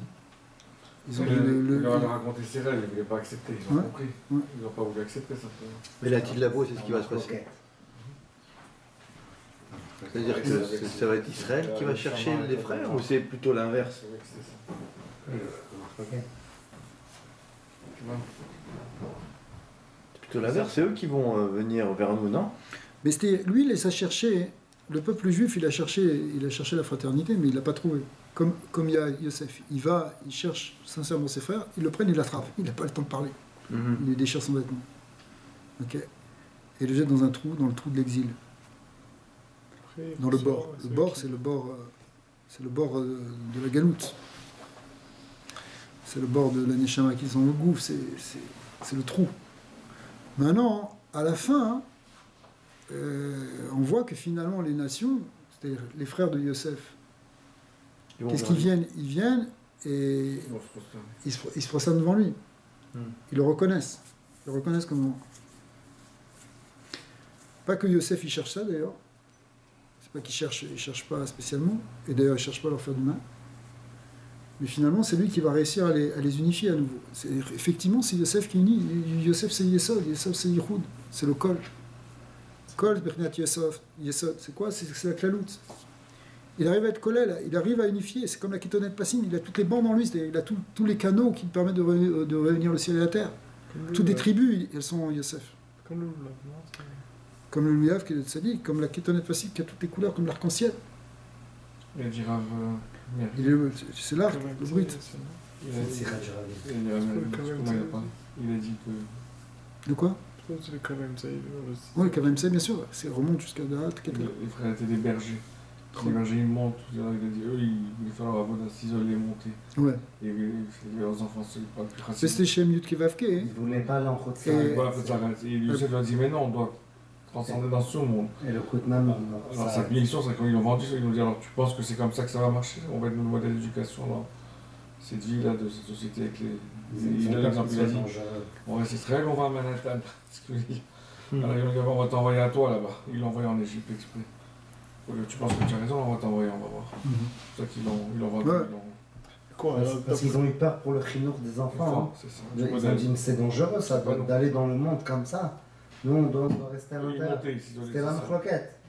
Mais ça va être la même chose avec Yaakov. Et à la fin, on voit que c'est Yosef qui a raison. C'est Avaya et Elohim. Quand il va les bénir, il va croiser les mains. Ouais. Parce que Yosef, il lui dit non, on peut le mettre dans ce monde. Voilà, regarde, il y en a qui est avec moi dans tout. Il lui dit non, il faut d'abord qu'il soit dans la Torah. Parce que j'avais lu un truc comme ça. Alors, c'est quoi la solution avec Daniel? La solution, pourquoi? La solution, pourquoi? Pour ce monde. Parce que Yosef, c'est finalement, entre guillemets, je ne sais pas si c'est le bon terme, je ne vais pas dire le plus fabuleux, mais c'est un personnage tellement. Ça représente peut-être l'idéal de. Peut-être je parle pour moi, mais de beaucoup de gens dans notre société, tu vois ce que je veux dire? On doit tous être un Yosef. Tu es un tzaddik, tu es un. Mais il faut s'inspirer. Dans ce monde, tu es aussi incroyable, tu vois ce que je veux dire? Mais il faut s'inspirer de sa démarche. Par quoi il est passé? Par quoi il est passé pour arriver à ça? faut s'inspirer de tout ça. Il gérait le monde et il gérait la Torah. C'est lui qui va amener les gens à la malroute, je pense. Oui, mais il faut s'inspirer par quoi il est passé. Il est passé par beaucoup de choses quand même. Il y a ça. Il est passé par les épreuves, il a tenu le contre de Sarah. Après, il a eu des épreuves de Nishiona, de Emouna, dans la prison, et de Bitachon. Est-ce qu'il va voir Bitachon Bachem ou est-ce qu'il va être complètement battel? Et pour arriver à ça, c'est-à-dire qu'il est passé par un bitoul complet. Et une fois qu'il était battel complet, Hachem, après, il a remonté. C'est-à-dire que c'est comme la Torah aussi qu'on voit là. Le travail, je sais pas, je peux me faire c'est une achiroute, c'est une richesse, mais qui vient avec un détachement. Il est complètement détaché. C'est ça, c'est quand j'en ai plus besoin qu'on te le donne vraiment. Quand c'est plus ton écart. Quand c'est plus du tout ton écart. Ou pas pour toi du tout. C'est comme, je sais pas si on peut dire ça. C'est un peu comme le rabbi, vous voyez, il a été à l'école. Toi, il était avec le grand de la génération. Il était à la Sorbonne aussi. Ce que j'ai dit à l'école. Il a été à l'école, je parle pas avec Shiva, c'est clair. Mais il a été, tu vois, il a été à l'université, il était ingénieur. Il a fait dans son monde. Et même lui, après, dans son monde, il est resté toujours à New York. Il a fait sa avoda. Mais il a élargi les horizons partout. Il était dans le monde extérieur. Mais pourtant, il connaissait le monde extérieur parfaitement. Les gens, mais en même temps, il n'était pas du tout attaché à ce monde extérieur, tu vois. Ouais. C'est-à-dire que c'est ça la différence entre les tzadikim. Après qu'il ait étudié toute la Torah, alors mais ce modèle, il est rare. Oui, il est rare. On le voit que chez le rabbi, je sais pas. On le voit chez le tzadik, bien sûr. Tu vois, c'est un modèle rare. Mais en même temps... Il a du travail pour l'armée américaine. Il était obligé de travailler pour des choses, des trucs. Ouais, pour la guerre. Voilà, il a fait tout ça. Bon. Mais bon, ceux qui l'ont vu là-bas, c'était... Bechitsoniot, il était là, mais pas Bepnimiot. Le président, il a dit on a besoin d'argent, alors il a dit ok, on va trouver du travail. Mais sinon, il n'aurait pas fait. C'est comme le lien des tzadikim comme ça, voilà, le rabbi de Tosh. Il recevait des millions, mais même pas comme ça le touchait rien, il faisait que redistribuer comme ça. Il prenait pas. C'est même pas lui qui touchait ça. Il prenait rien. Parce qu'il y a des gens qui racontaient des histoires, il rentrait dans le bureau, et quelqu'un lui a donné un gros montant, un grand chèque, et c'était Dieu pour lui. 15 minutes après, il est resté partir avec son chèque. C'est des gens, pour eux, voilà, ils sont complètement détachés, ils sont même pas proches de ces trucs. Alors, c'est là où. Ouais. C'est ça, oui, parce que sinon, il attaque. C'est ça. C'est pour ça qu'il faut avoir déjà dépasser notre propre rapport à la Ritsoniut sur notre propre corps, à la limite. Pour arriver à dépasser dans le monde. Si tu es attaché à la Ritsoniut, tu peux pas être mêlé vraiment. Tu vois, tu comprends? Ouais, tu es mêlé, donc c'est très rare. Si t'as pas de bitoul complet, c'est pas la peine, tu vas te faire attraper. Sinon, c'est une malroute qui vient à Haré Devarim, qui vient de l'autre côté. Ouais. Dans ces discours. Et là, ça va t'attraper. Et tout ça, c'est après le soir, ça se fait grâce au nom de la Torah. Grâce au bruit. Il y a un réseau qu'on est en train de voir dans le limon. C'est le monde qui te détache. Bon, c'est pas que ça, après il faudra voir la suite, tout ça, mais... pour pouvoir... On n'a pas vraiment le temps maintenant d'arrêter. Et il a donné son... Dans la Torah, elle témoigne sur Matzliach. Là où il mettait sa main, il réussissait. Qui? Yosef. C'est incroyable.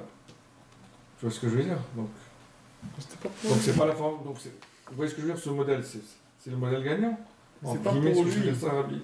J'ai compris que c'est pas pour lui, Nathaniel. C'est ça qui compte. Mais ce que je vais t'expliquer, c'est qu'il avait d'autres frères qui auraient pu faire aussi d'autres choses. On a eu d'autres patriarches, d'autres gens qui ont dirigé, vous voyez. Mais ce modèle de Yosef, on dirait, parce que la Torah, elle témoigne.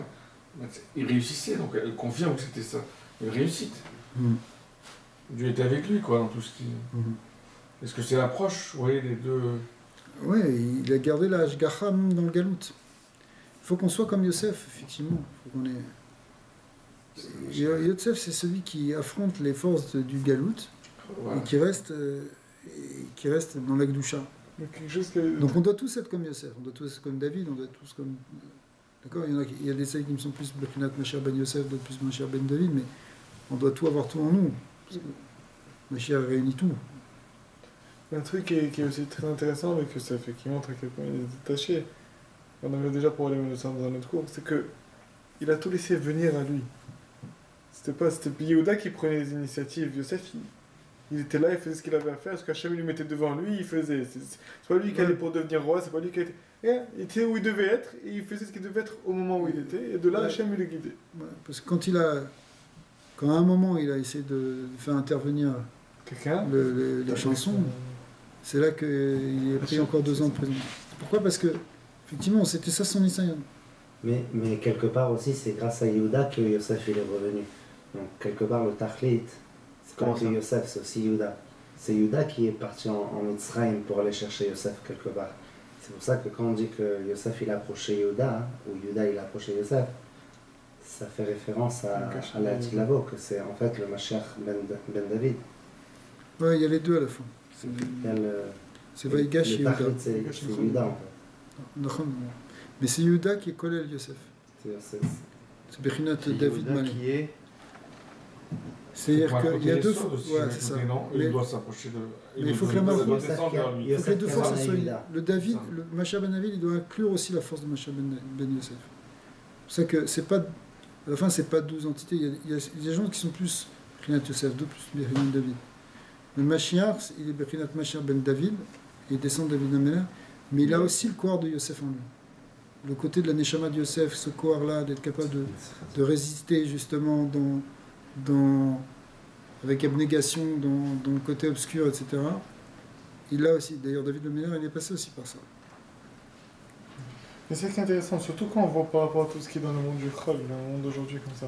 Est-ce qu'un juif, il devrait juste faire ce qu'il a à faire et juste résister? Parce que Yosef, en gros, c'est ce qu'il a fait. Si c'est pas lui qui prenait l'initiative, il résistait face à une émouna hyper forte. C'est-à-dire qu'il était concentré dans son Kodesh, il faisait ce qu'il fallait faire, et le reste, il résistait jusqu'à ce que ça se... Ouais, il résistait, il faisait ce qu'il faisait à faire aussi. Quand il travaillait comme il faut. Ah ouais. C'est la grève. La grève? Mais il a pris quand même quelques décisions par lui-même. Quand son père le demandait d'aller voir ses frères, non, mais tout de il a dit suite. d'aller dans un endroit, mais après il a été dans un autre. Non, au contraire, il était là-bas. Tout de suite, c'est marqué. Vémérineni, tout de suite, il est allé. Il a fait preuve de ce réseau tout de suite. Et Rachi a falpi, bien qu'il savait qu'il voulait. Il lui en voulait, que c'était dangereux, mais pour obéir à son père, tout de suite, il est allé. Il n'a pas dit, mais papa, peut-être qu'ils vont peut-être me faire du mal. Et Yaakov savait en même temps. C'est ça qui est, c'est ça le lien de Emek Hevron. Il a envoyé de Emek Hevron. Alors il n'était pas à Hevron. Parce que quand Yaakov l'a envoyé, il l'a envoyé de Hevron. Mais il n'était pas à Hevron, ils étaient à Beersheba. Donc en fait, ils n'étaient pas du tout là. Donc pourquoi il a... Ça, donc il a changé de chemin, il est parti après. Non, c'est pas qu'il a envoyé de chemin, c'est que il n'était pas à Hevron, c'est qu'il a envoyé de la Hetza de celui qui dort à Hevron, c'est-à-dire de Avraham Avinu. Parce qu'Avraham Avinu, quand il était au Brit Ben Avetarim, l'alliance qu'il avait avec le morceau, Kadosh Baruch Hu lui a promis que sa descendance allait être esclave pendant 400 ans en Égypte, enfin dans un pays qui serait l'Égypte, mais c'est pas... Et donc, pour que s'accomplisse cette promesse qui avait été faite à Abraham, il fallait que Yosef commence à partir en Galoute. Parce qu'en même temps, c'est lui qui a préparé la Galoute pour les autres, etc. Mais donc la Galoute, ça veut dire que c'est vrai qu'Yaakov il sait que son fils il est en danger. Yosef il sait encore plus. Mais malgré tout, il y a une force beaucoup plus profonde qui est la volonté de Dieu qui doit partir. Comme Yitzhak. C'est pas comme Yitzhak qui va faire ça. Pourquoi? Yitzhak qui va se sacrifier, c'est qui va se faire sacrifier. Ouais, c'est la même chose. C'est l'union de Hineni pour eux. Ils sont toujours prêts à faire la volonté d'Hachem. C'est ce qu'il a dit à Avraham Avinu. Veyecha Devarim Aele. Là-bas, c'est d'autres Devarim, c'est l'histoire justement. Le problème aussi de début de Yetzirah aussi. C'est marrant, parce que c'est ça le Union, c'est que on dit que. C'est quoi Veyecha Devarim Vayekim Yisrael Avram? Après ces choses-là, Dieu a éprouvé à Avram, il lui a dit vas-y, prends ton fils et amène-le en Ola. Après ces choses-là, encore de la même façon. C'est quoi là-bas? Alors les Kharamim, ils réfléchissent aussi. Ils disent c'est parce qu'il venait de faire. Il avait fait une Seouda pour la Brit Mila ou bien pour le sevrage à 2 ans de son fils Yitzhak. Il a invité tous les Gdolim, il a invité tout le monde. Il y avait Avimelech, il y avait Shem, il a fait une grande Seouda, une Seouda de Mizvah, mais il n'a pas invité des pauvres. Et que le fait qu'il n'a pas invité de pauvres, lui qui était tellement un bal tzedaka, mais il n'a pas pensé au Hanim à ce moment-là. Et ça c'était un kitrou que cet année-là, dire voilà, c'est ça que tu veux faire. Alors Hachem lui dit, bon, écoute, t'as raison, t'as un point, fais-lui ce que tu veux. Enfin, c'est pas exactement dans ce là, mais en tout cas, le Kitroug, il a été que c'est à cause de ça qu'il y a eu le Nisayon de la Kedat Yitzhak. C'est ça le Vaïe Achad Varim. C'est-à-dire que le fait qu'il y ait eu un moment, un Chisaron, dans l'acte de Chesed et Tzedaka, c'est aussi une porte ouverte au Yitzhara. On pourrait le voir comme ça. Je n'ai pas vu marquer, mais que c'est un peu comme ici. Ici, c'était aussi, c'est pareil aussi. Quand quelqu'un il est là en train de s'occuper de sa petite Ritzoniut, en fait, il est pas dans l'altérité. Il est encore dans. Il est tourné vers lui-même. Le narcissisme, c'est un truc où tu es tourné vers toi-même. T'es pas encore tourné vers. L'adolescent, il est tourné vers lui-même. Il est tourné vers l'image de lui-même. Mais au bout d'un moment, il commence à devenir grand et être tourné vers les autres. Ouais. Et donc c'est la même chose que la tzedaka, quoi. Mais quelqu'un qui est tourné vers lui-même par rapport à sa c'est pas bon? Oui, on a besoin aussi de s'occuper de soi, mais c'est ça tout le danger qu'on a vu, c'est-à-dire qu'il y a une liane d'image de toi, ça c'est un problème. Tu soignes ton image, tu vois. Tu soignes ton image parce que quelque part tu es amoureux de ton image. C'est l'histoire du Nazir de Shimon Hatzadik qui s'est vu une fois dans le... On va arrêter. Qui s'est vu une fois dans l'eau, et du coup c'est pour ça il a vu que quelque part il était en admiration devant sa propre image, et il a décidé de l'offrir à Dieu, cette image, pour dépasser justement cette ritzoniot. Donc il a offert ses beaux cheveux, il avait des magnifiques cheveux avec des boucles, il a vu ça, il s'est dit waouh, ce roi c'était en trop, il a dit ça je vais le donner à Dieu. C'est là que Shimon Hatzadik, qui était le Kohen Gadol, il a dit toi je mange de korbanot. C'est ça qui est dur, c'est que comment est-ce que quelqu'un qui... Ça peut arriver aussi dans la Torah, quelqu'un qui veut tellement être... bien faire des choses, alors c'est pas forcément que à travers le niveau de la Torah qu'on s'en sort, c'est ça que je veux dire. Non, c'est quelque chose d'autre. C'était un des points, mais c'est pas que ça. Okay, c'est ça. Mais c'est sûr que si tu veux, c'est le lien que Barati et Tzara, Barati Tavlin, il y a un poison qui est Tzara, il y a le Tavlin qui est la Torah, mais c'est ça, c'est-à-dire que si on n'a pas la Torah, qu'est-ce qu'on va faire, quoi? Tu as besoin de comprendre, tu as besoin de savoir exactement dans quel univers tu avances. Mais c'est un des piliers, il y a d'autres piliers aussi. Ouais. Parce que la Torah aussi, elle peut te faire... Non, elle peut devenir Sammavet, exactement, tu as raison, elle peut devenir elle-même... une source de... Il y a Avodat HaNisyonot, Avodat HaBiruvim. C'est-à-dire, il y a des choses comme l'histoire de Yosef, quand il y a des Nisyonot, on doit juste se sauver. Et quand il y a des Biruvim, alors là, on doit oui, c'est vrai, affiner, travailler et affronter. Ok, Chazak. Amen.